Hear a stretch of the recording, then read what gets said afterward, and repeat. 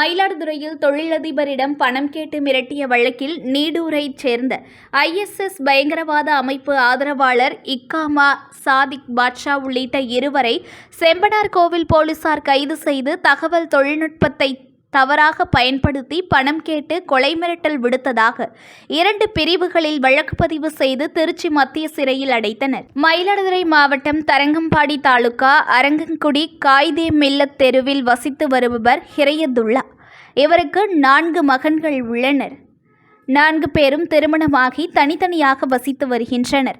இவரது 3வது மகன் ரிஸ்வான் என்பவருக்கு தஞ்சாவூரைச் சேர்ந்த இப்ராஹிம் மகள் ரமேஷ் பர்வீன் என்பவருடன் கடந்த 2014ஆம் ஆண்டு திருமணம் நடைபெற்றது. ரிஸ்வான், ரமேஷ் பர்வீன் இருவரும் அமெரிக்கா நாட்டில் வசித்து வந்தனர். இந்த நிலையில் இருவருக்கும் ஏற்பட்ட மனக்கசப்பால் அமெரிக்கா நாட்டின் முறைப்படி அங்குள்ள நீதிமன்றத்தில் கடந்த 2023ஆம் ஆண்டு விவாகரத்து பெற்றுள்ளனர்.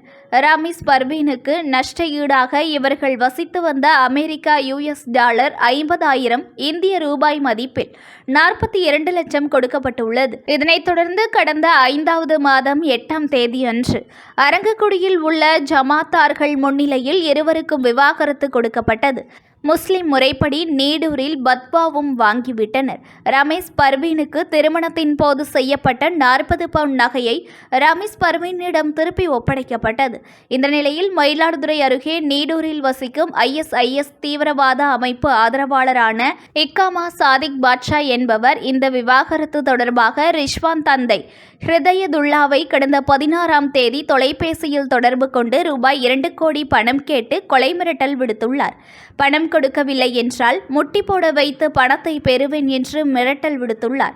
இச்சம்பவம் குறித்து செம்பனார்கோவில் காவல் நிலையத்தில் ஹிரயதுல்லா அளித்த புகாரின் பேரில் விசாரணை மேற்கொண்ட போலீசார் இக்காமா சாதிக் பாட்ஷா மற்றும் அவரது நண்பர் சென்னை மயிலாப்பூரைச் சேர்ந்த அயூப்கான் ஆகிய இருவரை கைது செய்து தகவல் தொழில்நுட்பத்துறையை தவறாக பயன்படுத்தி பணம் கேட்டு கொலை மிரட்டல் விடுத்ததாக 2 பிரிவுகளில் வழக்கு பதிவு செய்த செம்பனார்கோவிலில் போலீசார் செம்பனார்கோவிலில் உள்ள தரங்கம்பாடி குற்றவியல் நடுவர் நீதிமன்றத்தில் நீதிபதி கனிமொழி முன்னிலையில் ஆஜர்படுத்தி திருச்சி மத்திய சிறையில் அடைத்தனர். இக்காமா சாதிக் பாட்ஷா மீது கொலை முயற்சி, வழிபறி, கொடூர ஆயுதங்களை கொண்டு தாக்குதல், கலவரத்தை ஏற்படுத்துதல் உள்ளிட்ட 20 வழக்குகள் இதுவரை போடப்பட்டுள்ளது.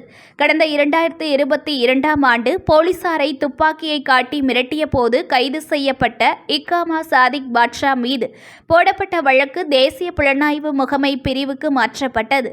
IS பயங்கரவாத அமைப்பு ஆதரவாளரான இக்காமா சாதிக் பாட்ஷா IS பயங்கரவாத அமைப்புக்கு நிதி மற்றும் ஆட்களை திரட்டும் பணியில் ஈடுபட்டு வந்துள்ளதாக இக்காமா சாதிக் பாட்ஷா வசிக்கும் நீடூர் வீட்டில் கடந்த 2022ஆம் ஆண்டில் தேசிய புலனாய்வு முகமை அதிகாரிகளால் சோதனை நடத்தப்பட்டது குறிப்பிடத்தக்கது. நியூஸ் 1 தமிழை லைக் பண்ணுங்க, கமெண்ட் பண்ணுங்க, ஷேர் பண்ணுங்க, மறக்காம சப்ஸ்கிரைப் பண்ணுங்க.